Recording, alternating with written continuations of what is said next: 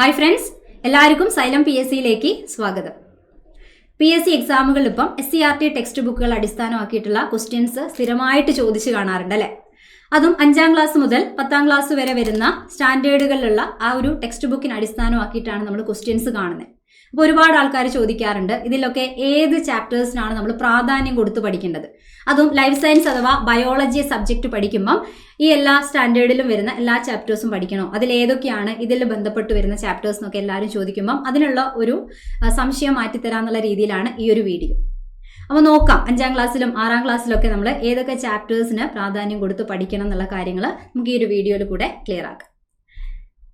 ഇതാ ആദ്യം കാണിച്ചിരിക്കുന്നത് 5ാം ക്ലാസ്സിലെ ഫസ്റ്റ് പാർട്ട് ടെക്സ്റ്റ് ബുക്കിനെയാണ്. അപ്പോൾ ഏത് ക്ലാസ്സിലെ ടെക്സ്റ്റ് നോക്കിക്കഴിഞ്ഞാലും എല്ലാം 2 പാർട്ടായിട്ടാണ് കാണുക അല്ലെ? പാർട്ട് 1 പാർട്ട് 2 എന്ന് പറഞ്ഞുകൊണ്ട് 2 ടെക്സ്റ്റ് ബുക്ക് ഉണ്ട്. അപ്പോൾ 5ാം ക്ലാസ്സിലുള്ള ടെക്സ്റ്റ് ബുക്കിന്റെ പേജാണ് ഇവിടെ നിങ്ങൾക്ക് സ്ക്രീനിൽ കാണാൻ പറ്റുന്നത്. ഇത് നോക്കുകയാണെങ്കിൽ അതിന്റെ ഭാഗം 1 ടെക്സ്റ്റ് ബുക്കിന്റെ പാർട്ട് 1 നോക്കുകയാണെങ്കിൽ അതിൽ വരുന്ന പ്രധാനപ്പെട്ട ചാപ്റ്റേഴ്സ് ആണ് ഇവിടെ ഉള്ളത്. ചാപ്റ്റേഴ്സിന്റെ പേര് കാണുമ്പോൾ തന്നെ നമുക്ക് ചെറിയൊരു ഐഡിയ കിട്ടും, ഇതിൽ ബയോളജി റിലേറ്റഡ് ആണോ എന്നുള്ളത് ചെറിയൊരു ഐഡിയ നമുക്ക് കിട്ടും. അപ്പോൾ ഇവിടെ നോക്കുകയാണെങ്കിൽ ഏതാ ഫസ്റ്റ് തന്നെ വരുന്ന ചാപ്റ്റേഴ്സ് ലൈഫ് സയൻസിൽ പഠിക്കേണ്ടതാണ്. സസ്യലോകത്തെ അടുത്തറിയാം എന്ന് പറയുന്ന ചാപ്റ്റർ. അത് കഴിഞ്ഞാൽ പിന്നെ വരുന്ന കാണാം 4ാമത്തെ ഒരു ചാപ്റ്റർ ആയിട്ട് വിത്തിനുള്ളിലെ ജീവൻ എന്ന് പറഞ്ഞുകൊണ്ടൊരു ചാപ്റ്റർ ഉണ്ട്. ഇതൊക്കെ നമ്മളെ ബയോളജി ആയിട്ട് ബന്ധപ്പെട്ട ചാപ്റ്റേഴ്സ് ആണ്. അപ്പോൾ ഇതിൽ ആദ്യം പറഞ്ഞ സസ്യലോകത്തെ അടുത്തറിയാം എന്ന ചാപ്റ്റർ ആണെങ്കിലും സ്ഥിരം നമ്മൾ ഇതിൽ ഏതൊക്കെ ടൈപ്പ് ക്വസ്റ്റ്യൻസ് ആണ് നമ്മൾ കാണുന്നത് ചോദിച്ചു കഴിഞ്ഞാൽ ഇതിൽ നോക്കിയേ, ഇവിടെ പ്രകാശ സംശ്ലേഷണവുമായിട്ട് ബന്ധപ്പെട്ടിട്ടുള്ള കുറച്ച് കാര്യങ്ങൾ പറയുന്നതാണ്. ഇത് ടെക്സ്റ്റിലുള്ള കട്ടൗട്ട് തന്നെയാണ് ഈ കാണിക്കുന്നത്. അപ്പൊ ഇതില് പ്രകാശ സംശ്ലേഷണമായിട്ട് ബന്ധപ്പെട്ട് സസ്യങ്ങളെ അടിസ്ഥാനമാക്കിയിട്ടുള്ള ക്വസ്റ്റ്യൻസ് ഒക്കെ വരുന്നില്ലേ, അത് ഒന്ന് ഈ ഒരു ചാപ്റ്ററിനാണ്. ഇത് മാത്രമല്ല 9ാം ക്ലാസ്സിലെ ചാപ്റ്റേഴ്സിൽ നമ്മൾ പ്രകാശ സംശ്ലേഷണം പഠിക്കുന്നുണ്ട്. അപ്പൊ 5ാം ക്ലാസ്സിലും എന്തിനെ പറ്റി പറയുന്നുണ്ട്? പ്രകാശ സംശ്ലേഷണവും അതിൽ എന്തൊക്കെ കാര്യങ്ങൾ പ്രകാശ സംശ്ലേഷണത്തിൽ പങ്കെടുക്കുന്നത് ഏതൊക്കെയാണ്, ഏത് ഊർജ്ജമാണ് ഉപയോഗിക്കുന്നത്, ഇങ്ങനെയുള്ള കാര്യങ്ങളൊക്കെ നമ്മൾ ഈ ഒരു ടെക്സ്റ്റ് ബുക്ക് വായിക്കുമ്പം അതിൽ നിന്ന് മനസ്സിലാക്കാൻ പറ്റും. അതുപോലെ തന്നെ ഹരിതകം അഥവാ ക്ലോറോഫിൽ എന്ന് പറയുന്ന ഒരു കാര്യത്തിന് മനസ്സിലാക്കാൻ ഈ ചാപ്റ്റേഴ്സിലുണ്ട്. അതല്ലാതെ സ്ഥിരമായിട്ട് നമ്മൾ ക്വസ്റ്റ്യൻ കാണുന്നതാണ്, സസ്യങ്ങളെ തന്നെ പല വിഭാഗങ്ങളായി തിരിക്കുമ്പം പരാത സസ്യങ്ങൾ എന്ന് പറയുന്നു. അതേപോലെ വാസസ്ഥാനത്തിന് വേണ്ടി മാത്രം മറ്റുള്ളവയെ ആശ്രയിക്കുന്ന എപ്പിഫൈറ്റുകൾ അല്ലെ, ഓർക്കിഡുകൾ എന്ന് പറയുമ്പോൾ ഏത് വിഭാഗത്തിലാണ്, ചന്ദനം ഏത് വിഭാഗത്തിൽ വരുന്നതാണ്, ഇത്തൽ കണ്ണി എന്ന് പറയുന്ന ചെടി ഏത് വിഭാഗമാണ് എന്ന് വെച്ചാൽ അതൊക്കെ പരാത സസ്യങ്ങളാണ്. അപ്പൊ ഇങ്ങനെയുള്ള കാര്യങ്ങളൊക്കെ പറയുന്നത് എവിടെയാണ്? ഈ ഒരു സ്റ്റാൻഡേർഡിലാണ്. അതും പ്രീവിയസ് ക്വസ്റ്റ്യൻ ആയിട്ടൊക്കെ ചോദിച്ച കാര്യമാണ് ഇത് അല്ലെ. നിയോട്ടിയ, മോണോട്രോപ്പ, അതേപോലെ എന്താ കൂൺ എന്നൊക്കെ പറയുമ്പം ഇതൊക്കെ മൃതഭോജികൾ എന്നറിയപ്പെടുന്നു, അല്ലെങ്കിൽ ജീർണ അവശിഷ്ടങ്ങളിൽ ജീവിക്കുന്നവയാണ്. അപ്പൊ നിയോട്ടിയ, മോണോട്രോപ്പ് ഒക്കെ പ്രീവിയസ് ആയിട്ട് ചോദിച്ച ക്വസ്റ്റ്യനും കൂടിയാണ്. അപ്പൊ ഇങ്ങനെയുള്ള കാര്യങ്ങളൊക്കെ ചോദിക്കുന്നത് ഏത് ചാപ്റ്ററിനെയാണ്? ഈ ഒരു ചാപ്റ്റർ സസ്യലോകത്തെ അടുത്തറിയാം എന്ന ആ ഒരു ചാപ്റ്ററിനെ അടിസ്ഥാനമാക്കിയിട്ടാണ് ഈ ടൈപ്പ് ക്വസ്റ്റ്യൻസ് ഒക്കെ വരുന്നത്. ഓക്കെ, ഇനി വേറൊരു ചാപ്റ്റർ ഉണ്ടെന്ന് പറഞ്ഞില്ലേ, ഏതായിരുന്നു? വിത്തിനുള്ളിലെ ജീവൻ അല്ലെ. 4ാമത്തെ ചാപ്റ്റർ ആയിട്ടുള്ള വിത്തിനുള്ളിലെ ജീവൻ ആണെങ്കിൽ അതിനടിസ്ഥാനം വിത്തുമായിട്ട് ബന്ധപ്പെട്ട ഒരു വിത്ത് മുളയ്ക്കുന്ന സമയത്ത് ആദ്യം പുറത്തു വരുന്ന ഭാഗം ഏത്? പ്രീവിയസ് ആയിട്ടൊക്കെ വന്ന ക്വസ്റ്റ്യൻ ആണ്. അപ്പൊ വിത്ത് മുളയ്ക്കുമ്പം ആദ്യം പുറത്തു വരുന്നത് ബീജമൂലമാണ്, റാഡിക്കിൾ ആണെന്ന് ക്യാൻസർ വരുമ്പോൾ അത് ഈ ഒരു ടെക്സ്റ്റ് ബുക്കിൽ ഈ ഒരു ചാപ്റ്ററിനെ അടിസ്ഥാനമാക്കിയിട്ടുള്ള ക്വസ്റ്റ്യൻ ആണ്. ഓക്കെ, അതേപോലെ തന്നെ പ്രീവിയസ് വന്ന ക്വസ്റ്റ്യൻ ആണ് പപ്പായയുടെ ജന്മദേശം ഏത്? ഒരു ക്വസ്റ്റ്യൻ ഉണ്ടായിരുന്നു. ആൻസർ എന്താ? അമേരിക്ക അല്ലെ. പെട്ടെന്ന് ആ ക്വസ്റ്റ്യൻ കാണുമ്പോൾ നമ്മൾ ചോദിക്കും ഇതേതൊക്കെ എവിടെ നിന്ന് വന്ന ക്വസ്റ്റ്യൻ എന്ന് വെച്ചാൽ ഇതൊക്കെ നമ്മളെ ടെക്സ്റ്റ് ബുക്ക് പറയുന്നതാണ്. അപ്പൊ വിത്തിനുള്ളിലെ ജീവൻ എന്ന് പറയുന്ന ചാപ്റ്ററിൽ ഒരു ടേബിൾ ആയിട്ട് കൊടുത്തിട്ടുണ്ട്. ഇതിൽ പപ്പായ ആണ് ഇപ്പൊ ചോദിച്ചത്. പപ്പായ കൂടാതെ വേറെയും ഒരുപാട് ഇനത്തിന്റെ പേരുണ്ട്. അതിന്റെ ഓരോ ജന്മദേശം അമേരിക്കയും ചൈനയും യൂറോപ്പ് ബ്രസീൽ എന്നൊക്കെ പറഞ്ഞു കൊടുത്തിട്ടുണ്ട്. ആ ഒരു ഭാഗത്തു നിന്ന് എല്ലാ കാര്യങ്ങളും നമ്മൾ മനസ്സിലാക്കേണ്ടതാണ്. അതേപോലെ പരാഗണം നടത്തുന്ന രീതി പഠിക്കാൻ പോലെ വിത്ത് വിതരണത്തിന്റെ രീതി ചോദിക്കാറില്ലേ അല്ലെ. വിത്ത് വിതരണം നടക്കുന്നത് ഇതൊക്കെ പ്രീവിയസ് ക്വസ്റ്റ്യൻ ആണ്, സ്ഥിരമായിട്ട് കാണുന്നതാണ്.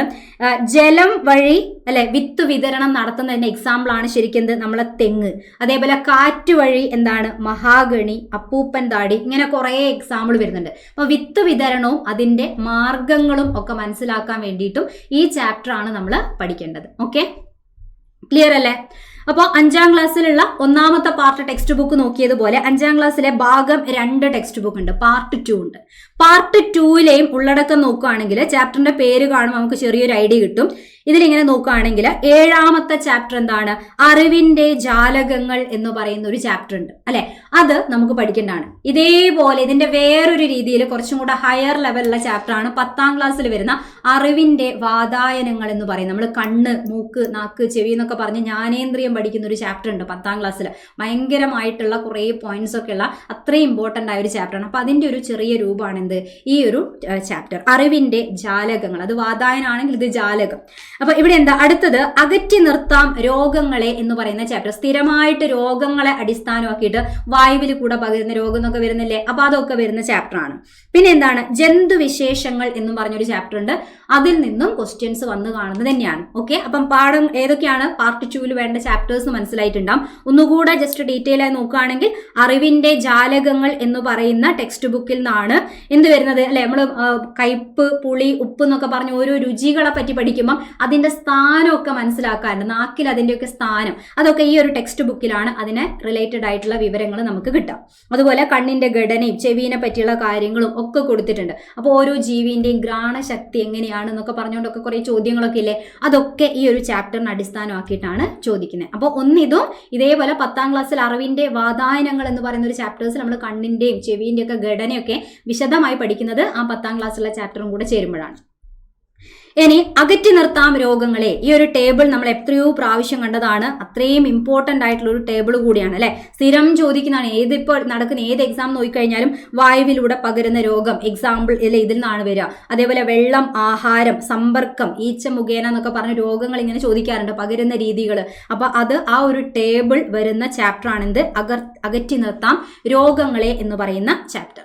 അതുപോലെ PYQ ആണ്, ഇത് PYQ ആണ്, എത്രയോ പ്രാവശ്യം ചോദിച്ചതാണ് അല്ലെ. സൂപ്പർ ബഗുകളെ പറ്റി, കപ്പലുകളിൽ നിന്നൊക്കെയുള്ള എണ്ണ ചോർച്ച മൂലം കടൽ മലിനമാവുമ്പോൾ തടയാൻ സൂപ്പർ ബഗുകൾ ഉപയോഗിച്ചു. ആനന്ദ് മോഹൻ ചക്രവർത്തി എന്ന് പറയുന്ന ആളുടെ പേരൊക്കെ നമ്മൾ സ്ഥിരം ക്വസ്റ്റ്യൻസിൽ കാണുന്നതാണ്.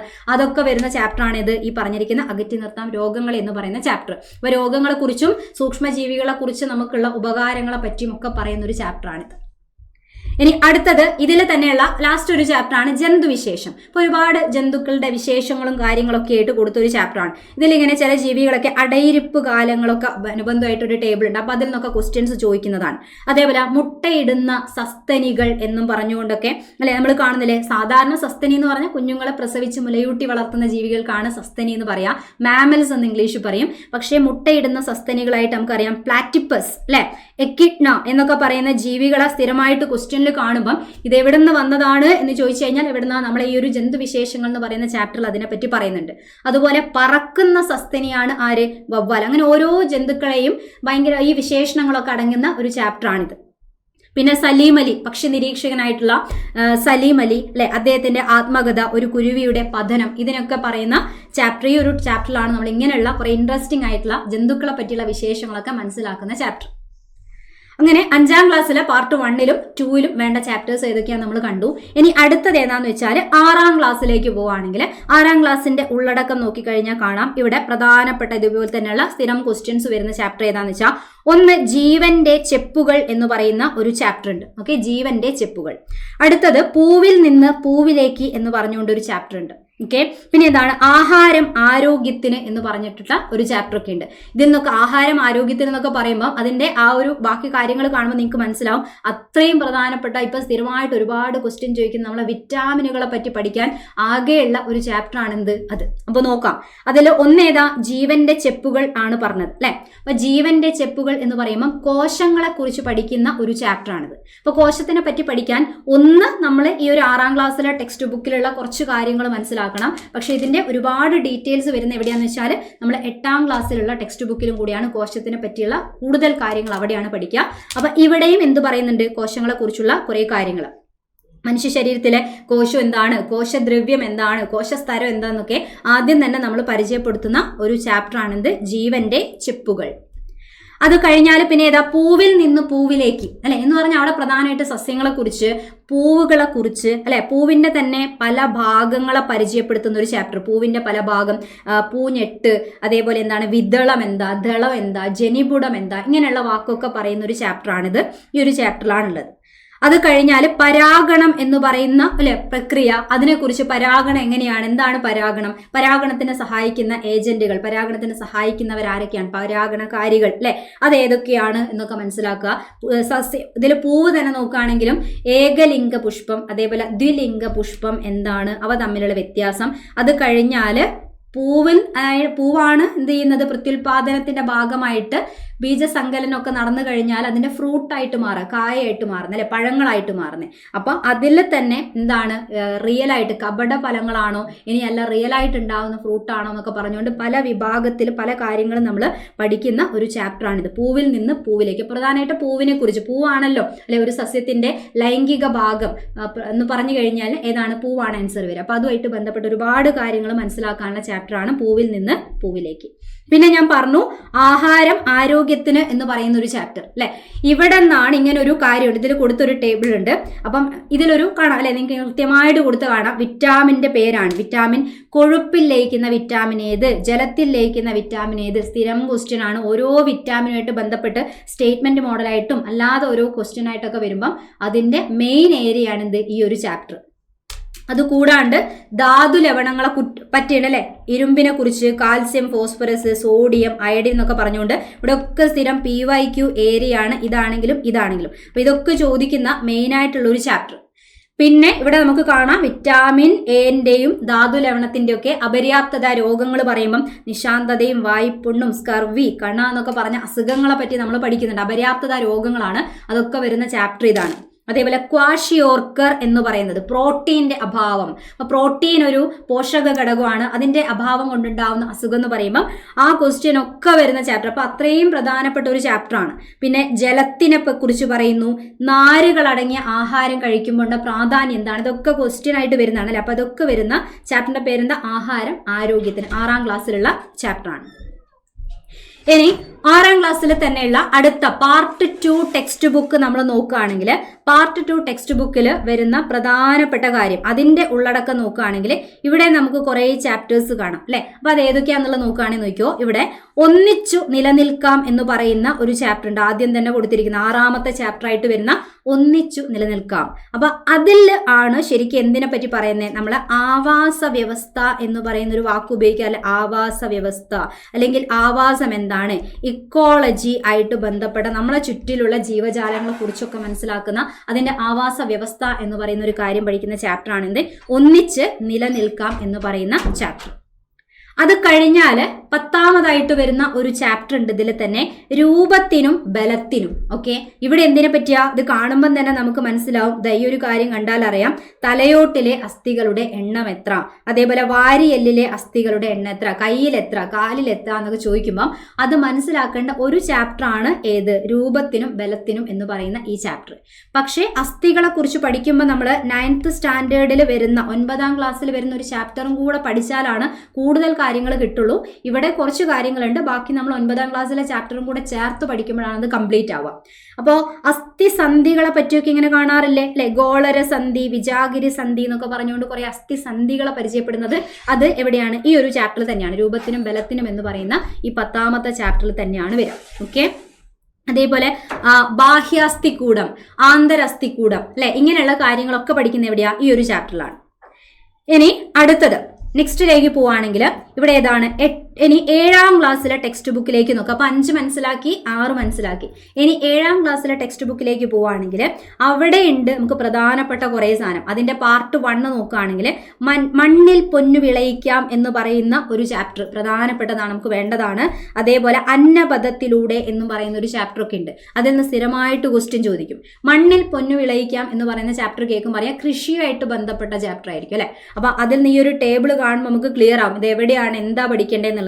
എത്രയോ സ്ഥിരമായിട്ട് ഇപ്പോൾ LGS എക്സാമുകളൊക്കെ നമ്മൾ കണ്ടതാണ്, ഓരോ ഫേസ് എക്സാമിലും ചോദിക്കുന്നതാണ്. സങ്കര ഇനങ്ങൾ, തെങ്ങിന്റെ ഇനം ഏതാണ് അല്ലെ, പയറിന്റെ ഇനം ഏതാണെന്നൊക്കെ പറഞ്ഞുകൊണ്ട് ചോദിക്കുമ്പം അത് മൊത്തം വരുന്ന ആ ടേബിൾ ഫുള്ള് വരുന്ന ചാപ്റ്ററാണിത്. അതേപോലെ കാർഷിക ഗവേഷണ സ്ഥാപനത്തിന്റെ പേര് ചോദിക്കാറില്ല അല്ലെ, മണ്ണൂത്തി കാർഷിക സർവകലാശാല ചോദിക്കും. അതേപോലെ കേന്ദ്ര തോട്ടവിള ഗവേഷണം എവിടെയാണെന്നൊക്കെ പറഞ്ഞുകൊണ്ട് കിഴങ്ങുവിള ഗവേഷണം. അപ്പൊ ഇങ്ങനെയുള്ള ക്വസ്റ്റ്യൻസ് വരുമ്പം അതും എവിടെയാണ്, ഈ ഒരു ചാപ്റ്ററിനെ അടിസ്ഥാനമാക്കിയിട്ടാണ് വരുന്നത്. ഓക്കെ, അപ്പം മണ്ണിൽ പൊന്നു വിളയിക്കാം എന്ന് പറയുന്ന ചാപ്റ്റർ ഇതേപോലെ പ്രധാനപ്പെട്ടതാണ്. 7ാം ക്ലാസ്സിലെ വരുന്ന ഭാഗം 1 ടെക്സ്റ്റ് ബുക്കിൽ വരുന്ന ആദ്യത്തെ ചാപ്റ്റർ ആണിത്. പിന്നെ അടുത്ത ഏതാ നമ്മൾ പറഞ്ഞ അന്നപദത്തിലൂടെ. അന്നപദത്തിലൂടെ എന്ന് കേൾക്കുമ്പോൾ തന്നെ മനസ്സിലാവും എന്താ, ദഹനമായിട്ട് ബന്ധപ്പെട്ടതാണ്. അപ്പൊ ദഹനത്തിന്റെ അടിസ്ഥാനത്തിൽ ചോദിക്കാറില്ല, നമ്മളെ വായിലെ പല്ലിന്റെ എണ്ണം ചോദിക്കാറില്ല അല്ലെ. ഉളിപ്പല്ലിന്റെ എണ്ണം എത്ര, കോമ്പല്ലിന്റെ എണ്ണം എത്ര, എന്താണ് അഗ്രചർവണകം എത്ര എന്നൊക്കെ ചോദിക്കുമ്പോൾ ആ പല്ലിന്റെ എണ്ണം വരുന്ന ചാപ്റ്റർ ആണ് ഇത്. അതേപോലെ ഓരോ പല്ലിന്റെയും എന്തൊക്കെ കാര്യങ്ങളാണ്, ഉപയോഗം എന്തൊക്കെയാണ്.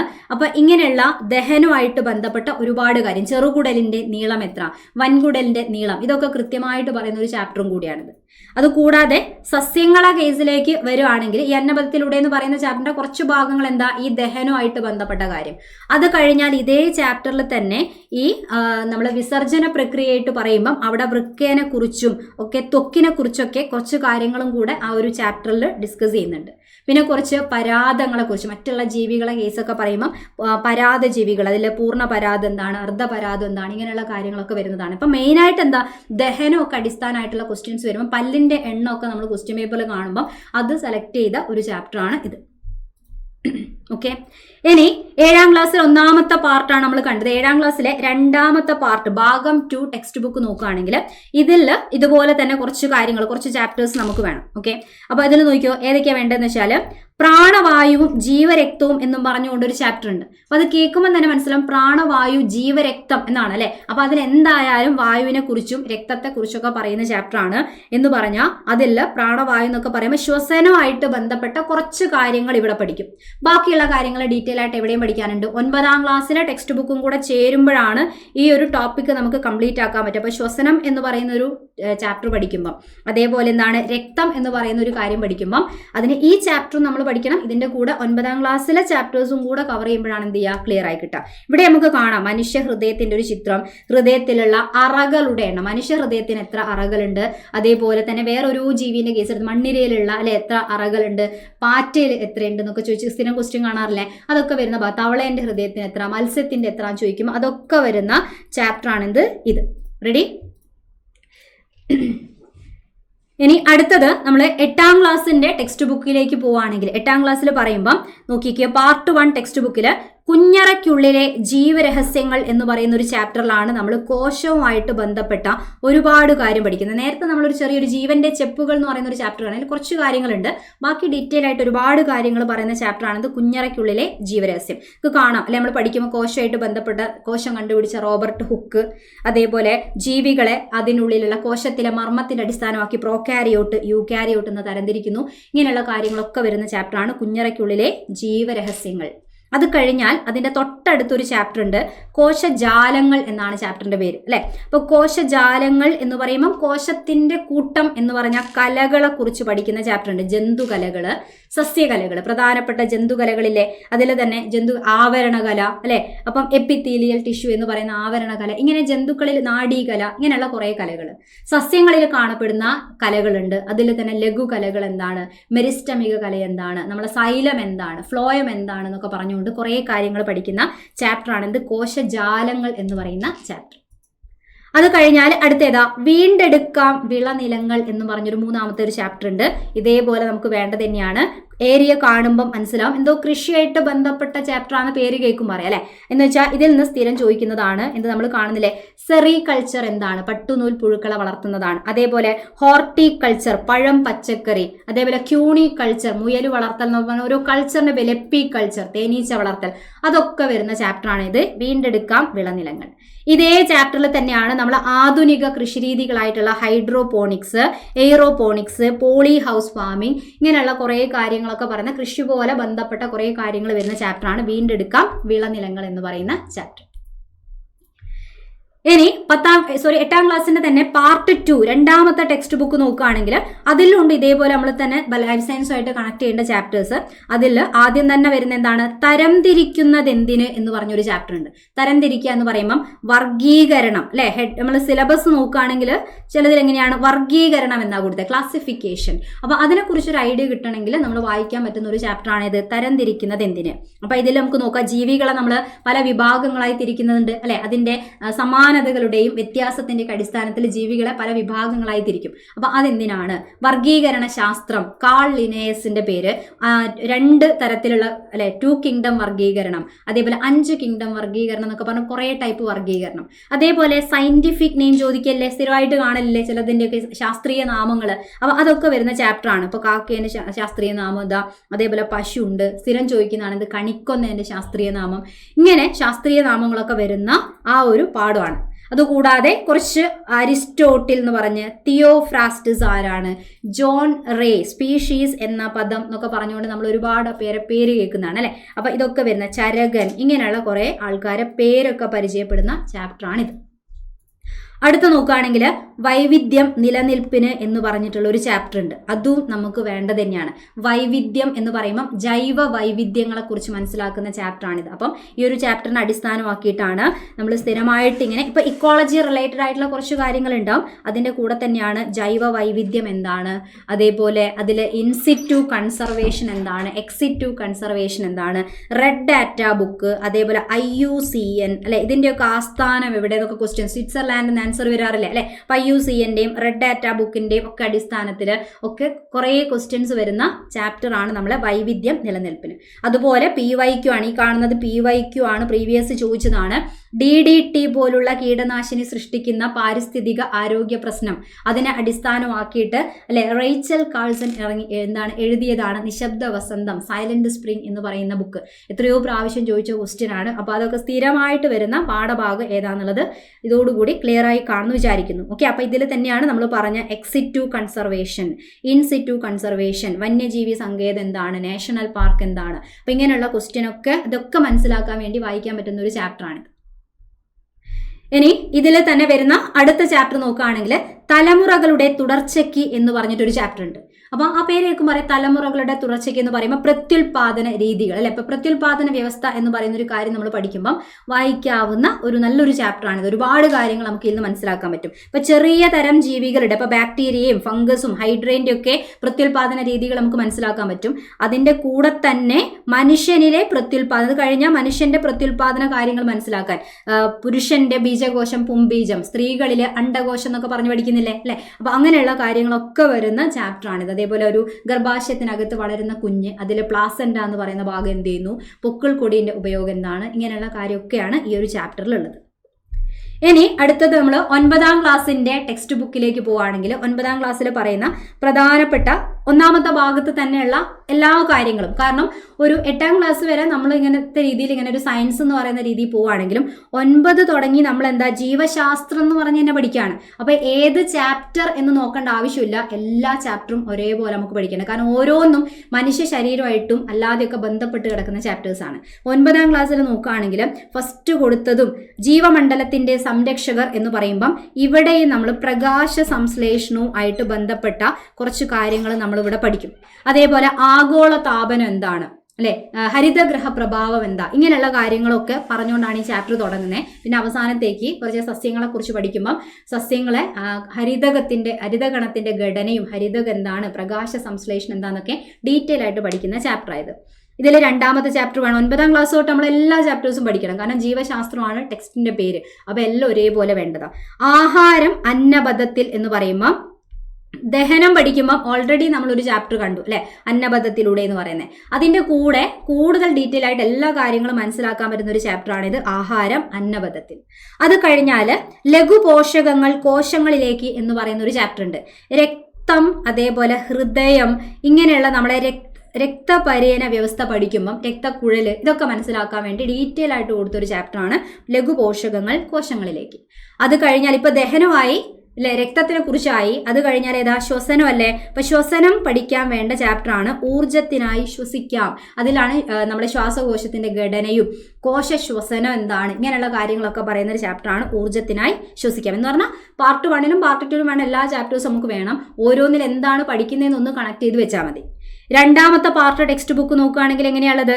അതിൽ ഓരോ മനുഷ്യ ശരീരം പഠിക്കുമ്പം ഓരോ വ്യവസ്ഥകൾ പഠിക്കുന്നില്ലേ, ആ വ്യവസ്ഥ മൊത്തം നമ്മൾ ഡീറ്റെയിൽ ആയിട്ട് പറയുമ്പോൾ 9ാം ക്ലാസ്സിലെ ടെക്സ്റ്റ് ബുക്ക് നോക്കിക്കഴിഞ്ഞാലാണ് ഓരോ ടൈപ്പ് ദഹന വ്യവസ്ഥ, ശ്വസന വ്യവസ്ഥ എന്നൊക്കെ പറയുമ്പോൾ ഓരോ കാര്യങ്ങളും പഠിക്കുന്നത് 9ാം ക്ലാസ്സിലെ ടെക്സ്റ്റ് ബുക്കിനെ അടിസ്ഥാനമാക്കിയിട്ടാണ്. വളരെ ഡീറ്റെയിൽ ആയിട്ട് തന്നെയാണ് 9ാം ക്ലാസ്സിലെ കാര്യങ്ങൾ കൊടുത്തത്. അപ്പോൾ വിസർജനം സമസ്ഥിതി പാലനത്തിന് എന്ന് പറയുന്ന സമയത്ത് വിസർജന പ്രക്രിയയായിട്ട് ബന്ധപ്പെട്ട കുറേ കാര്യം, അതിൽ കരളിനെ കുറിച്ച്, ത്വക്കിനെ കുറിച്ച്, നമ്മുടെ ശ്വാസകോശം അല്ലെ, ശ്വാസകോശ ഡീറ്റെയിൽ ആയിട്ട് നേരത്തെ ചാപ്റ്ററിലുണ്ട്. പക്ഷെ ഇതും ശ്വാസകോശം ഒരു വിസർജന അവയവമാണ്.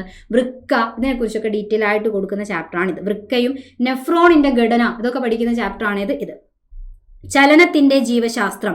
അപ്പൊ ഇവിടെയാണ് നമ്മൾ എന്തിനെ കുറിച്ച് പഠിക്കുക?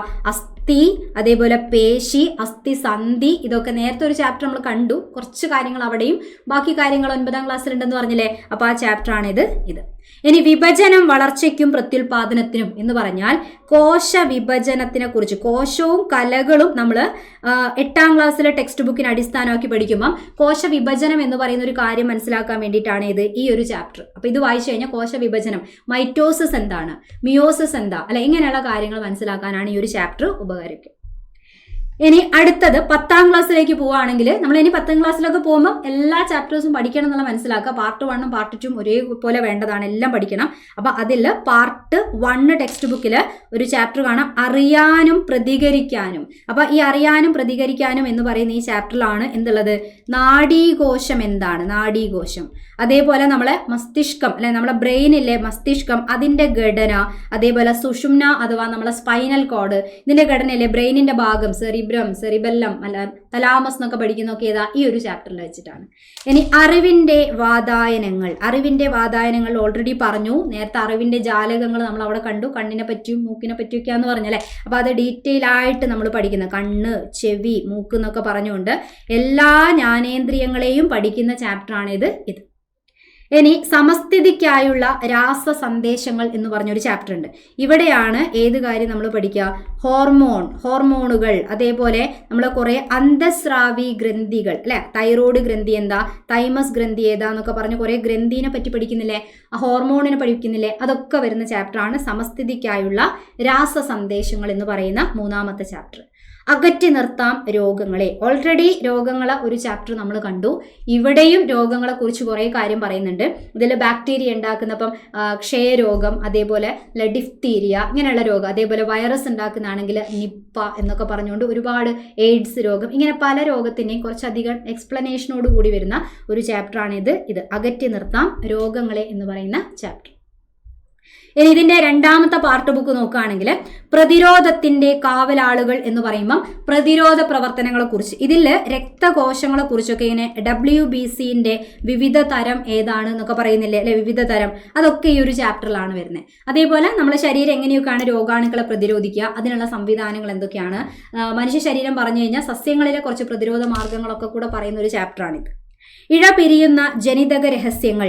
അപ്പൊ ഇതിലാണ് ജനിതക രഹസ്യങ്ങൾ എന്ന് പറയുമ്പോൾ നമ്മൾ ജനിതക ശാസ്ത്രം, ജനറ്റിക്സ് എന്ന് പറയുന്ന ഒരു ടോപ്പിക് പഠിക്കുമ്പോൾ അവിടെ വേണ്ട ചാപ്റ്ററാണ്. അപ്പൊ ജനിതക ശാസ്ത്രം പഠിക്കാൻ ആവശ്യമായിട്ടുള്ള ഒരു ചാപ്റ്ററാണിത്.